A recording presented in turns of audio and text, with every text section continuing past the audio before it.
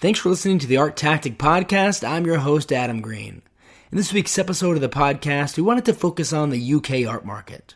There's been a lot of attention focused on various art market geographies recently, but it seems the UK market may be losing steam. One reason is that years later, we're still observing the consequences of Brexit. So in this week's episode, we chat with Arun Kakar, art market editor at Artsy. Arun wrote a great article recently identifying some of the key ways in which Brexit is still impacting the UK art market, and he's kind enough to join us to chat about it. We hope you enjoyed the episode. Thanks so much for listening.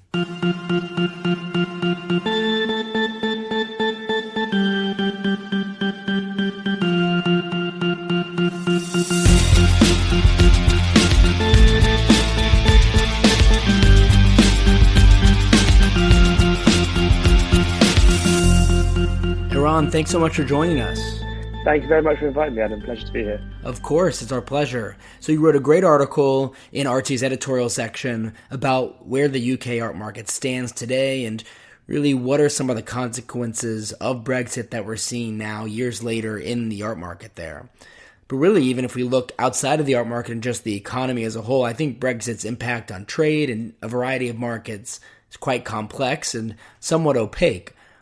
What would you say are some of the ways that Brexit has had an impact and made things more difficult for galleries and other art businesses to operate in the UK? Sure, yeah. In a way, it's kind of bizarre to still be talking about Brexit. It's been more than half a decade since the vote to leave the EU, but yet we still find ourselves here in 2023 talking about it. And I think the art world in the UK is tired of talking about Brexit, but it also is a thing that they can't ignore because Brexit has made business a lot more difficult in a legislative way, a bureaucratic way, and also in a broader macroeconomic context, which is affecting the UK art market. So some of the main ways that I kind of pull out instantly are the cost of moving goods to and from the EU. So when the UK left the EU single market, it meant that European sellers who formerly could bring works into the UK without any consideration for costs are now subject to a 5% levy. And that's not to mention a number of other issues such as shipping, handling, which in some cases can make work more than 4 times as expensive to move between the UK and the EU. And we saw that between 2019 and 2020, UK cultural good exports plunged by 47%, which the UK government attributed to the pandemic. But now in 2023, we're seeing the impacts of the pandemic and the impacts of Brexit begin to diverge a little bit. The UK economy is forecast to have the worst performing economy in the G7. We're forecast to have a worse performing economy than Russia this year. And I think the cancellation of Masterpiece Fair, which takes place in Chelsea Hospital in the summer, and also the Art and Antiques Fair in Olympia, which also takes place in the summer, they are still having an autumn edition, highlight a number of those cost aspect issues that international dealers and exhibitors are also finding. Both cited reduced demand from dealers and exhibitors to come to the UK and spend a lot more money than they're perhaps used to on holding the fair or on taking part in a fair. And I think those kind of aspects as well are just some of the ways in which the art market is still getting to grips with Brexit all this time later. So yeah, it continues to be the sort of the story that keeps on evolving. I have noticed that in a lot of circumstances when Brexit is covered by the media, a large focus has been on galleries and other businesses and how they're operating there. I haven't seen as much focus on collectors and even artists. You touched on that in your article. How are these groups being impacted by Brexit as well? So some of the collectors that I spoke to for the piece, one of whom is quoted, mentioned that the process had become more cumbersome. This is a European-based collector speaking. It's more cumbersome and has led to more logistical issues. Often work is blocked, sometimes for months at a time, from being able to get shipped over. And that, I think, affects the way in which galleries can actually access shipping in a cost-effective way. Margins are very thin. And in terms of artists, so as well as the free movement of goods, which I mentioned earlier, the other thing that also ceased to exist in its previous fashion was a free movement of people, which came to an end. So say, for instance, you're a gallery with multiple sites and you have an exhibition in a gallery in Paris, and you wanted to move that exhibition to London. Before, you could like easily swap around the staff that were dealing with that exhibition, but you can't really do that in a seamless way anymore. They can't sort of come up with come up and pitch up at London for a couple of weeks or months, but now they're subject to visa requirements, and they have to be entitled to live and work in the UK anyway. And this goes for artists too. So those who would like to come over to the UK, if they have a residency or something, there's still ways in which you could do that for specific visas, creative industry specific visas, but it still creates an element of difficulty. And they go back to that point from the collector about the cumbersome nature of it. It just means that they're happening less often. It means that they're becoming more difficult to do. And yeah, it is affecting them continuously. And on a macro level, if we look at the UK art market as a whole, to what extent has Brexit had an impact on its actual position as a market within the broader global art market? Are we seeing other countries and regions maybe benefiting and growing their markets, perhaps as a consequence of Brexit? Sure, yes. So the figures from the 2022 Art Basel UBS Global Art Market Report last year showed that the value of art and antiquities imported into the UK in 2020 was down by $2.1 billion. That's a third from 2019. And that's imports also fell a further 18%, which is half the value, almost half the value of 2019. And what that means basically is that Britain's share of the global art market is at its lowest in a decade, according to most recent figures. So that's the immediate statistical impact, and that encompasses a number of different things. I think the British reputation for stability in politically has been threatened by recent developments with the British government, who have just recently installed a new prime minister, and I think that's shaking confidence. But also, we're seeing, as you mentioned, other countries beginning to kind of pounce on new opportunities that are coming as a result of Brexit. And the key example for this is France. So the big highlight in the French art calendar last year was the inaugural Paris Bleu Fair. And that kind of was the big moment where France was re-announcing itself to the art world at large. And many people I spoke to who went to both Frieze in London, a fair a couple of weeks before, and Paris Bleu the week later, said that the atmosphere anecdotally was a lot more positive, and there was a real sense of a power shift beginning to take place. France has also, in a legislative sense, passed new laws to modernize the regulation of the French art market, simplifying things for collectors and dealers. They're also broadening the scope of auction sales. So they're allowing auctions to sell intangible goods such as NFTs, all aimed at modernizing the French auction market. And we're seeing spaces like Houses of Worth as well set up shop there too.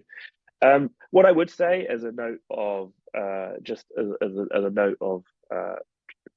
caution here is that EU trade only represents around 20% of the UK's art market. So that's not insignificant, but it's important to note that I don't think amid all this kind of negativity to say that Britain will cease to be a significant art capital anytime soon. Our reputation for stability is under pressure, but we have to remember that London has the institutional power in its art schools, its galleries, its artistic heritage, its museums. A Donatello exhibition, for example, has just opened up at the Victoria and Albert Museum, which has the largest collection of Renaissance artworks outside of Italy. Those aspects will continue to make Britain a significant global player in the art market, in the art world more broadly. But I think it's important also to say that Brexit is not quite as apocalyptic as perhaps some might think. Yeah, I was going to say, it's really interesting. Several years later, after Brexit, we're seeing a lot of the ramifications of that policy in the markets and how things are operating. So if we look at things today, entering 2023, what would you say the mood is like in the UK as a result of all this and seeing the ways that Brexit is still impacting things? Does it lead to pessimism, or are people still pretty optimistic about the market and how things are going despite some of these lingering issues? Yeah, it's strange because I think everyone in the UK, whether you're in the art market or not, or in any industry, is just fed up talking about Brexit. It's been it's been the kind of elephant in the political room for Britain ever since 2016, which is a long, long time, and it continues to be a story that has new developments. So whether that's something to do with the Northern Ireland Protocol, which is a debate happening in Parliament right now, or other aspects of Brexit, whether there's a kind of movement to reverse the vote, it's going to continue to weigh heavily on British political discourse. And in the art market, I think that sense is very acute. So as I mentioned at the beginning, dealers are fed up of talking about Brexit, but they can't ignore it. And that's the kind of tension that exists with many people in British business right now.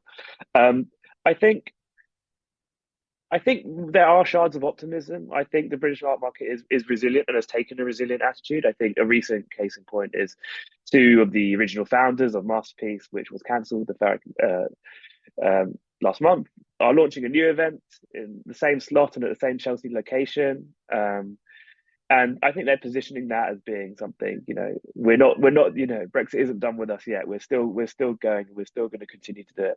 And, you can still, you go to openings, you see events happening around London all the time.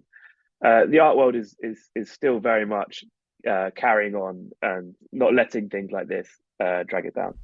And so what are a few things you'll be monitoring within the UK art market moving forward to gauge to what extent Brexit is having a continued impact on the market? Sure, I think the general answer to that is keeping one's ear to the ground. I think the cancellation of Masterpiece last month, excuse me, and the Art and Antiques Fair is a case in point of a new development happening as a result of pre-existing factors. And so that there's always will be events and happenings like that where Brexit is kind of rearing its head again. And so keep an eye out for that. But I think one of the kind of high level things that is important to notice is how the distinction between larger multinational galleries and smaller galleries begins to develop. So, for example, if you're a large multi-site gallery, you operate around the world, you have teams in-house that are used to dealing with paperwork and admin and all of that kind of stuff. You have the financial resources to make those things happen. You know how to kind of operate in a global context. But that's very different from a younger upstart gallery whose margins are very thin, who has to do the paperwork themselves.